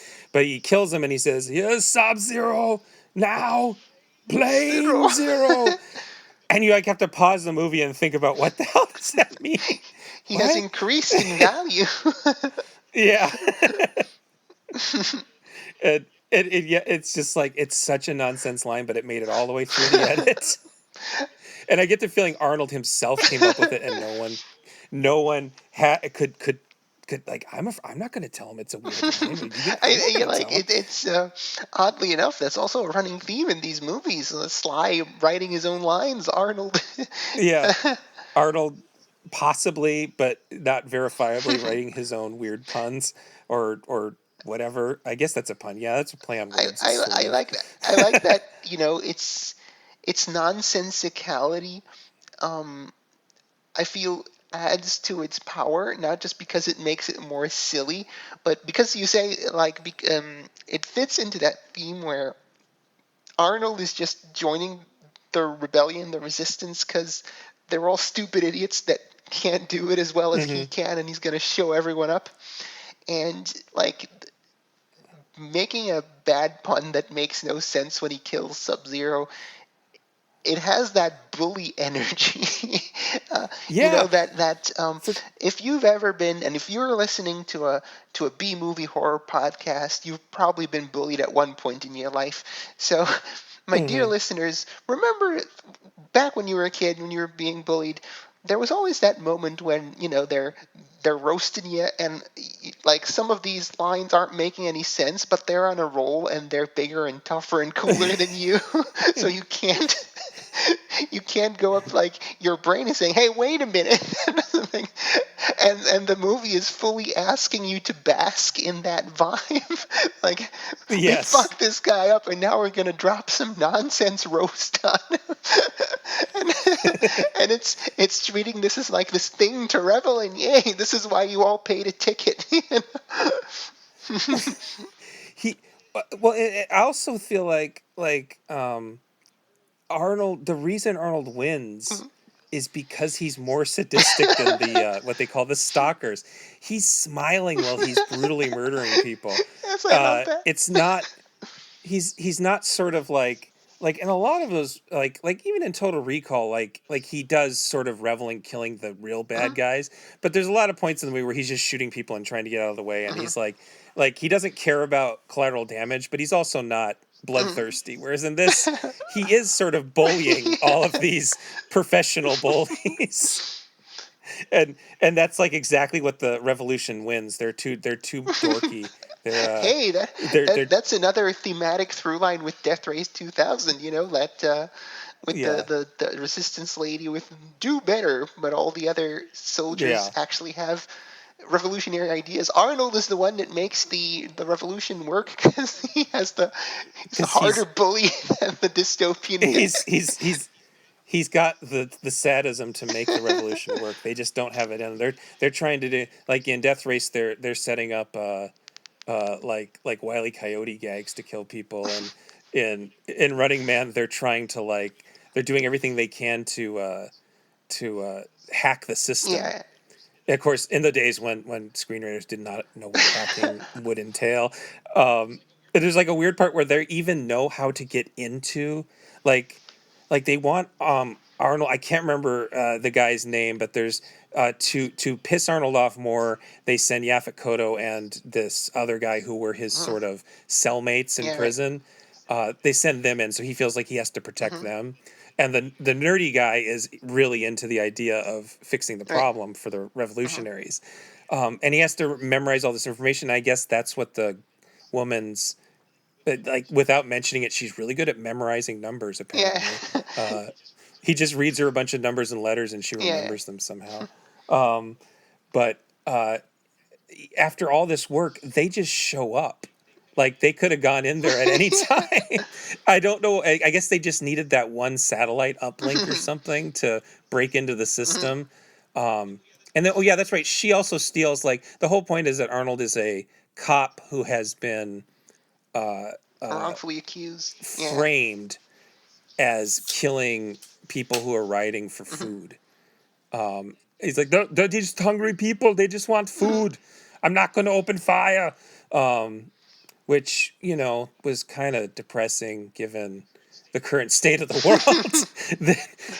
that there aren't cops like that, apparently. Not in the real world. There are no Arnolds in the real world. But so she finds the tape that exonerates him. And there's even a joke where like someone realizes, how did she have it with her the whole time? And so there's sort of imply that she put it inside of herself. And I feel like they made a joke out of it, but that was really just the screenwriters kind of forgetting that she had been changed into the weird yellow jumpsuit and stuff. But yeah, it's the whole resistance is kind of nonsense, and he just keeps yelling at them to, like, I don't care, but you have to do it better. What's his name? Mick Fleetwood Resistance. This guy, Dweezil Zappa. Dweezil Zappa and Mick Fleetwood Resistant. Apparently, the theory amongst fans is that he is Mick Fleetwood. Because they call him Mick. Yeah. Which is funny because I don't know if did you ever see the movie The Postman? Yeah, the Kevin Costner one. Yeah, Tom Petty plays Tom Petty in the dystopia future. He plays himself. Oh, I forgot. There's a point where he says, yeah, Tom Petty shows up and he says, and you're like, oh, it's just Tom Petty playing a character. But then Kevin Costner says, didn't you used to be famous? And he goes, I did in a different life, you know? So there's precedent now for like 70s rock stars playing themselves in post-apocalyptic or dystopian futures and leading societies. You know, the whole cast is really fucking cool. I guess you got two governors in this, in Schwarzenegger and Jesse Ventura, former governor of my state, Minnesota. I only lived here for a couple months when he was governor, though he did not run for re-election. And I suppose that they're both in Predator 2, and then also Sonny Landham, I don't know how you say his name. He ran for governor of Kentucky, but lost. What was Sonny Landham in? He's in Predator. Oh, okay. So Predator has the advantage. He's the big guy, the Billy, native guy who's not actually native. Yeah, Billy. Yeah, apparently he ran on. He lost his bid because he called for the genocide of Arab people. Which people? Arab people. Oh, God. He ran against Mitch McConnell, but had to drop out after he did that. And then when he was running for governor, he apparently lost his. I don't know why I wrote all these factoids down. It has nothing to do with the Running Man, but he apparently lost. Like he was an abusive husband and lost his children to family court, and so his whole thing running for governor of Kentucky was an anti-family court kind of stance. So yeah, he's a scumbag. But, I wonder if he had won and Mitch McConnell's career had been derailed, how much exactly. He still sounds like a bad person, but maybe he would have been worse at being a bad person than Mitch McConnell. Because Mitch McConnell was really good at being a bad person. Yeah, exactly. So yeah, it might have saved us. I don't know. So I guess Predator wins like the governor race because it has like 2.5 governors. But they both. This one has a Jim Brown representing your football players. Who it's weird how unrecognizable he is without his mustache. Yeah, weird. It's like he looks like a different person without that mustache. It's crazy that they took off his mustache and put like a Bride of Frankenstein wig on his head. It looks like a different person. But yeah, so you got rock stars, football players, Yaphet Kotto, just representing cool character actors that everybody wants to be. And then the guy who played Dynamo, who I'm going to butcher this name, is Erland van Leith de Jund. I think Jund. he was an actual opera singer who had a minor wrestling career. They didn't That's fake any that's a of that. heck of a combo career. Isn't it? It's like you think they just found him and wrote the character around that, right? There's no way that was in the Mhm. script. Big fat guy who Yeah, because sings like the opera. Like, concept is so weird. Like you have okay, sure, you have an electricity themed guy. Okay, cool. yeah, but why does But he also sing? he's You a know, that's centurion for some reason, who has yeah, a car, a buggy, and also he sings. Like, yeah, no, yeah, exactly. yeah. It's very strange. And I guess Ventura, we never get to really see what Ventura's gimmick is. Yeah, because we only Uh, see his be- deep fake. you see his deep fake, and we see him walk out in a terrible costume that he can't even point Mhm. with. He's actually really funny Yeah, in yeah, this. because he's I kind of forget. like a guy who has honor, and he. Yeah, he tries to point with his dumb costume. Yeah, he has honor, and really, like he's like. There's a really good scene where he's sort of become a commentator, which is really common in the real world that former athletes become commentators, and he just gets interrupted in the middle of like his speech. It's like he's just too miserable to do anything, and so his face off against Arnold is totally faked. It's actually the fake. It's Peter Kent. You see when the deep fake goes off his face, you can see that it's Peter Kent, who is Arnold's Oh, real okay. life stunt double, and who you can see as the bodybuilder zombie in the movie The Reanimator. Oh, okay, cool. apparently, apparently Arnold was a big fan of Reanimator because his buddy Peter Kent was in No, it. seriously. Yeah. Oh, that's cute. But yeah, the thing that I just can't believe people don't understand as a comedy is just the fact that, like, yeah, you have a sumo wrestler hockey guy, you have an electronic opera guy. I guess guy with flamethrower isn't that funny, but it's still kind of funny. It's it's clownish. It's like I mean, I suppose the WWF was sort of really peaking around Oh, this time, yeah, if I'm yeah, remembering exactly. Uh-huh. correctly. So they're, but I'm surprised they didn't use. I guess the guy who plays Sub Zero was a wrestler. Mhm.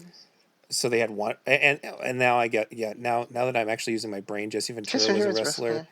So they did have two pro wrestlers, and I feel like maybe there's a horrible universe where Arnold didn't want to do it, and they ended up getting Hulk Hogan instead. No. That would just be the worst. But there's one thing I keep forgetting. I keep wanting to come around to the real casting genius is that Richard Dawson basically plays himself. Yeah, so this is Um, a thing that I only learned after getting on the internet because Family Feud was never on here, at least not the American version. hmm When I first saw Running Man as a kid, I just assumed Richard Dawson was some character actor I'd never heard of. hmm So, but yeah, do continue about why, because you're the. Well, I was gonna say when I saw it as a kid, I assumed it was just a look-alike. I didn't know to. I was like 7 years old. I didn't read credits, um, because I couldn't believe that this beloved weirdo host would play an evil version of himself that was that evil. But like, I guess Dawson was game. It said in the IMDb thing that he had a thing where he wasn't going to cuss. That was his only rule, which seems really arbitrary considering he's sending people to their deaths. But he also totally cusses throughout the whole movie. um, but it's really kind of brilliant casting because he's good at it too. Like you couldn't Alex Trebek could not play an evil Alex Mhm. Trebek. Like it wouldn't work. He's not an actor, but like Dawson had such a personality that he can just play this absolute Right. scumbag version of himself, and that you really want Arnold, even though Arnold is the ultimate bully, you really want him to get Richard Dawson, and kill the shit out of him. But it's just that to me that's crazy that to think back on it that this was done, and then just imagine being like a Family Feud fan in the Mhm. day and like being excited because he even sort of plays up his personality on Family Feud was that he kind of creepily kissed everybody, Mhm. and there are scenes where like he goes into the audience and he picks out like the little old Yeah. lady and like that's something Richard Dawson would Right. do. Okay. It um And that's also another joke I really like in this movie is that they're just sort of shoveling prizes at people in the With audience, the board game and stuff. including the home game, which was always a thing I remember. Like Jeopardy and Wheel of Fortune, they always had a home game that they would send people home. And I always remember going, "What the fuck is that? How do you play that at home?" But and then there's another really good joke where Richard Dawson is looking for the perfect person because he's losing his audience, but he's really not. It's like that classic billionaire needs to make more money. Like he needs to make even more money, and he's looking through a bunch of mug shots, and one of them is literally a baby. and it just goes by really quick, but there's like a baby, and it has a profile and front view of a baby. And the idea that this world is just so awful that they also jailed babies in the it's like a hard work camp. It's not just a prison, but they're doing stuff. It's a full on gulag. I didn't want to make you watch it, but there is a Lucio Fulci movie called Warriors of the Year 2072. I think it's on DVD here in the U.S. as The New Gladiators. That was very similar to The Running Man, and it came out 3 years before it. And Italian horror fans, we're very we have self-esteem issues, and our thing always needs to be special. So there was a long period of time where everybody was like, "Yeah, Fulci and Dardano Sacchetti, they wrote this like before, and this American studio ripped them off," not taking into account that it's almost positive the Italian screenwriters read the Stephen King story because he was very popular in Italy as well. And even if they didn't, it's probably a coincidence because there was just a time in Italy when everybody was trying to make Escape from New York and Mad Max ripoffs. So basically they had Escape from New York and somebody said, let's put it with gladiators in a game show. They also are probably trying to rip off Rollerball, which is a movie I haven't mentioned yet. Rollerball is probably the most popular of this kind of movie. Like I didn't really even feel like rewatching it because everybody knows Rollerball.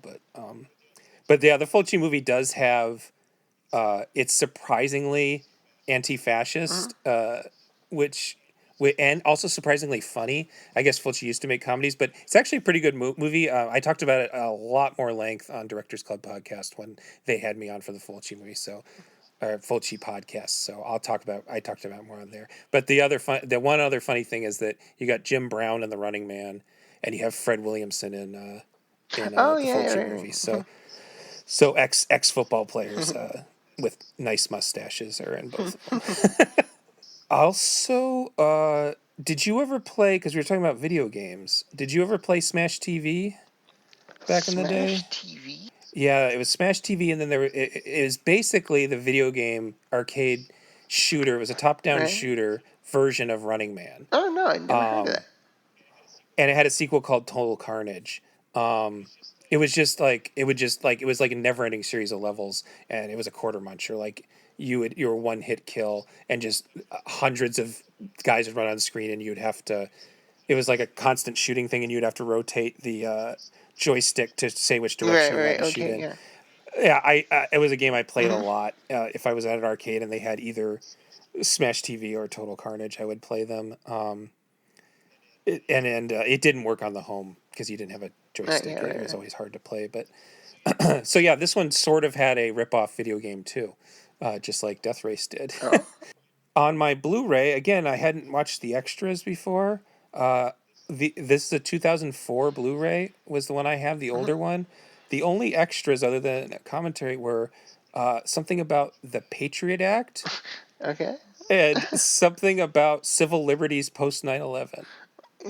And then something about the rise of reality shows in the early 2000s. Nothing about The Running Man as a movie, the making of the movie. And it was so strange that right in the end of Bush Jr.'s second term, we got. I think these were actually extras from the DVD, not the Blu-ray, but just the idea that they had made these like super serious, like like the idea that this is this movie was warning us about what was going to come with the Patriot Act, even though there's really not much with the Patriot Act in, in this movie. I mean, it's really about propaganda, not stealing people's information, but if anything, the good guys take advantage of that. But I thought that was funny. Yeah, definitely. So I don't know. Do you have anything else to say about Running Man, the arguably second best Arnold Schwarzenegger movie? There is. I actually did read the Stephen King novella. Oh, you did? Okay, Yeah. cool. And apparently they're doing a new adaptation of that in TV show form or in miniseries form. I'm not sure. I wasn't a fan of it. I mean, if you've seen The Running Man first, then this just kind of guy who gets stalked. But it's a bit like a mix of the movie The Running Man and The 10th Victim, because he is just kind of moving around the world. He's not in an arena. And it ends with him flying a plane into the TV studio. So God, if they would have done that in the movie, there would have been another special feature on the The Blu-ray about 9/11. the Twin Yeah. Towers. And yeah, I read it as part of the Stephen King collection, the Bachman books, which in the late 80s they sort of threw together a couple of his Bachman books under a book called The Bachman. And I had read it as I was kind of filling the gaps of Stephen King books I had not yet read. And the Bachman books kind of I think they were the fourth King book or something that I started doing on that Plugging the King Gaps project. But I was like, fuck it, this ain't worth this ain't worth my time anymore, because King kind of has, or at least 80s King definitely has a very male-centric view of he's not really exploitative in the sense that he writes about sex or anything, but he definitely seems to have a women, they are different species type of vibes in whatever his characters are. Because I read The Talisman in that run too. The Christine was a real women, what are they type of deal. And the Running Man and paired with Road Work, they were all just so kind of like. And again, it's not like it's a prevalent theme or something that is very at the forefront of things, but the fact that sort of what is women keeps repeating throughout all his books made me go like, I'm done with this. There's other things I could be reading. So yes, technically I read The Running Man, but fuck me if I remember a lot of it. Like, yeah, just stay with the fucking Arnold. If you meet anyone who says like, just a dumb Hollywood adaptation of the real dark Stephen King novella, just call him a fucking nerd and tell them they're plain zero now. With the pause. Now, plane zero. Like he just thought of it off the top. Oh God, it's so funny. Yeah, I tried to watch some more movies without making you watch them, and I kind of lost interest. But the two I watched directly after this were the two that felt the most like they were trying to be The Running Man. Was Deathrow Game Right. Show, which is sort of if you combine a trauma movie and those horrible TGIF sitcoms like Full House and shit.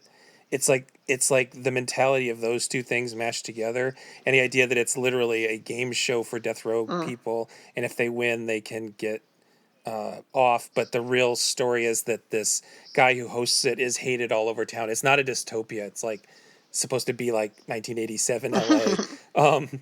And he's hated all over town, and that he's also his show is not fair because they're supposed to kill the death row inmates, and he killed a mob boss, and so he's has a bunch of hits out Right. on him. So most of the plot is him trying to fix that problem.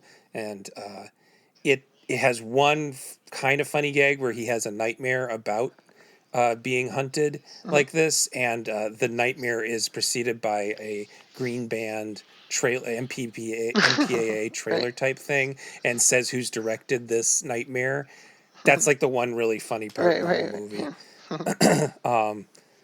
And then I also watched the most ridiculous one I watched was called Absolute Aggression, which came out in '96, and I didn't know this was a semi sequel to another movie, and apparently it looks like the director hired Robert Davi to play in one movie and then used the footage. the footage for two movies.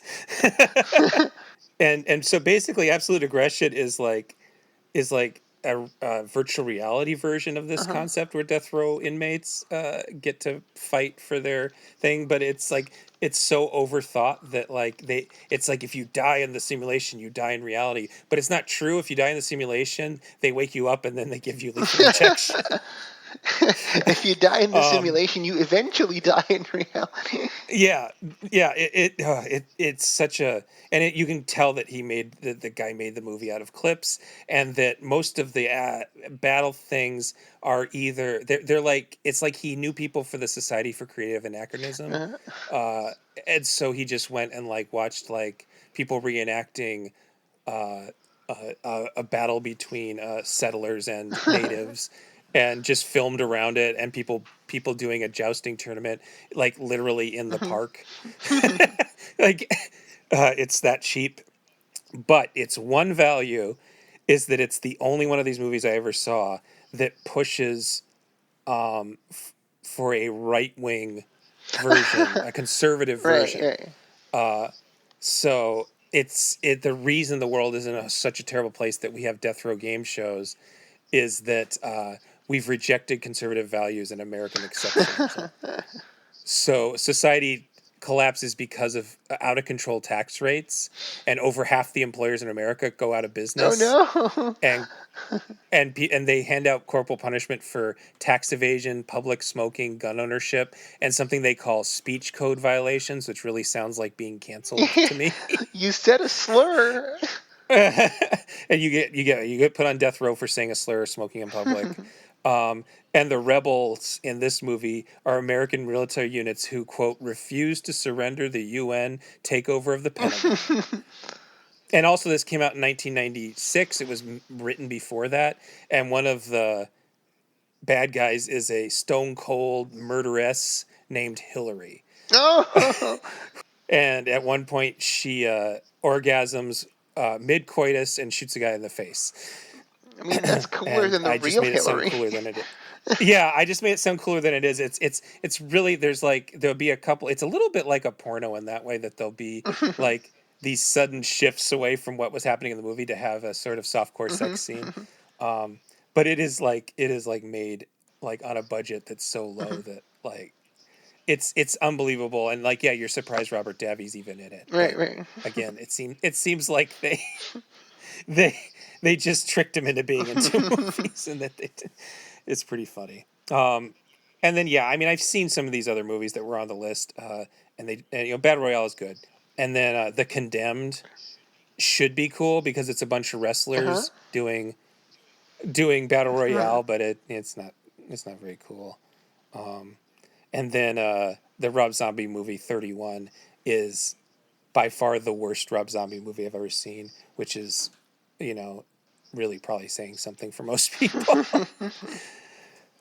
Otherwise, yeah, there's a lot of these. There's a lot of foreign ones I've never seen that sound kind of neat, but just didn't squeeze them all in. Mostly stuck to the Right, right. classics. But yeah, so those are my thoughts on most dangerous game show movies, as I'm calling them. Do you have anything else on this subject Well, to I say? I had a good time. I learned. It was fun rewatching Running Man, an old favorite. And I Mm-hmm. definitely enjoyed the 10th Victim as well as Death Race 2000.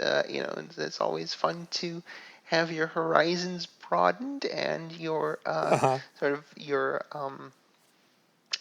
cinematic lexicon enriched, because those were two uh, influential ass movies that Yeah. I only really realized when watching them during the actual viewing. So yeah, and it's and recording this podcast also made me think about how science fiction can only be a reflection of things that are already in society. And if you Mm-hmm. go and search for the roots of a thing like a Deathrow game show, well, first you need the Mm-hmm. concept of a game show in your society. So most things like, oh, let's do a episode on, I don't know, vampires. Well, obviously the roots of the vampires in old mythology and in 19th century novels and Mm-hmm. whatnot. But if you're gonna, like, oh, let's talk about death row game show movies, where are the roots? And you can't really go much further back than the 60s, because there were no game shows Yeah. in the There. Yeah. that's and that was something I didn't even consider. And it's nice to think of how even our trash cinema is a reflection of society, and comment upon it. And it's nice to consider that most of these movies, uh, with especially contrasted with something like Absolute Aggression, Mm-hmm. they tend to be leftish leaning. So that's pretty good. Yeah. Even a big mainstream movie like Running Man. They So have good morals. yeah. So yeah, had Yeah. a lovely time, Gabe. All right. Cool. Well, do you want? What do you want to advertise your stuff? What do you guys got going on? And your Well, podcasts, plural. At monstercommentaries.libsyn.com, you will find Monster Island Commentaries and its spin-off Movie Lobby Commentaries, where we've recently done Gamera versus Virus, the definitely an inspiration for Wes Anderson and his Steve Zissou and Moonrise Kingdom, only with an alien squid to fight. We also did the recent Godzilla versus Kong, and in the non-kaiju section, we did Parasite recently, and we've got 90s classic Good Burger coming up. Oh no, I actually saw that. I worked at a daycare when I was in college, and that's one of those movies that Babe Pig in the City and Polly. God, there's this whole list of movies I've seen because we were trying to entertain children after school. I've actually seen that I'm one. not. I actually Yeah. learned that because we had Keenan and Kel in Europe, or Hmm. the TV show, and I once I got on the internet, I learned about this movie that they were in called Good Burger, but I'd never seen it, and I assumed it was just like, okay, it's a Keenan and Kel movie. But I learned that they were like on a kiddie SNL called All That, in which they had Hmm. recurring characters that worked at a burger joint, and they were such breakout characters that they turned that into a movie and gave the actors ultimately their own show. So, like, that's wild. That's fucking Yeah. wild. Yeah. I mean, again, I was just a little bit too old for that to be something I Right. watched, but it was all something I was aware of Hmm. at the time for sure. Yeah, that's funny. And yeah, I can't remember. You said which Gamera it was. It's the one with the squid guy. It's not the one with the knife head guy. No, that's Gyron. I think we've done that though. Guy Run. I know that there's a new remastered Blu-ray set of that, of the whole series, that I don't know if I'm willing to spend that much money to get, but I was considering it. Yeah, the thing with Gamera is that while there are entertaining Gamera movies, they are all kind of the absolute aggression uh, to Godzilla's Running Man. I remember them being kind of all the same movie Oh too, yeah, the Gamera like dips especially those early into ones. stock footage real quick. Yeah. Like by the third movie, we're just legit reusing sequences from the previous three movies. Gamera Super uh, Monster, which was the final one of the Gamera Showa era, is like, I think there's like 20% new footage in there. It's basically a clip show movie. yeah, yeah, those were the days. We'd never do that now. Oh Kevin God. Feige Well, wishes. he wishes. Well, you just wait. Well, that's Disney Plus has shit like that where like where's Marvel Universe now? Just watch a bunch of clips and remember things. And I think it's going to be like an actual documentary, which sounds sort of interesting, but it's really just a clip show. Oh yeah, yeah, I remember that right before WandaVision. Hey, do you remember who Wanda and the Vision were? Check out Marvel Legends. And yeah, it's like, oh cool, look back at oh no, it's not really. It's just a clip show from the movies. Yep. It's not a deep dive into their cinematic or their comic roots. Yeah, because that might have been interesting. Because they're weird characters. Yeah. They're very weird characters. And it's, I'll be honest, it's kind of hard to read some of those old Avengers comics, so I would like a good Cliff's Note version of that shit. Yeah. Okay, well, as usual, I can be reached at Gabe Powers. I'm sorry. It's the third time I said my Twitter handle wrong in a row. At Gabe Powers, yes. Powers, because there was already a Gabe Powers and a Gabe _Powers, sons of bitches. Or at Genre Grinder, or on the Genre Grinder website, or at Genre Grinder on Facebook. Where can they reach you other than the... do you have? Yeah, you guys have a Twitter, right? We do. Yeah, I follow it. you do. We are to be found at Monster Island Commentaries on Twitter, but like Gabe M. Powers, it's actually at MI Commentaries. So MI Commentaries written together. Follow us on Twitter and Facebook, Monster Island Commentaries. To see our updates and we're on Patreon too, I guess. Is that a social media site? Maybe. I don't know. Yeah, sure. It's Patreon. Yeah. Monster Island Commentaries on Patreon. So that's where you can find us. So we're on I said SoundCloud. Stitcher. We're on Stitcher too. Stitcher's the one. Yeah. Awesome. All right. Well, thank you for being on. And as I say at the end of all these, Black Lives Matter. This time we're going to say Free Palestine. And I'm going to have the usual links to charities if anybody has a couple bucks to spare on the description of the podcast and on the website. We will see a Free Palestine in our lives. Hopefully. I just want it to be incendiary. All right. Yeah. Fuck you if you don't want to see a Free Palestine in our lives. Don't listen to this movie podcast about cult films. We need to bully Israel harder, like Arnold. Just like Arnold, we just need to be a bunch of Arnolds. We need Arnolds in our yes. All right. Well, goodbye. Goodbye, everybody. Or die is what they call it, so don't be shy. You just might get on door number 1, door number 2. Well, where is the door for you now? Is it 3?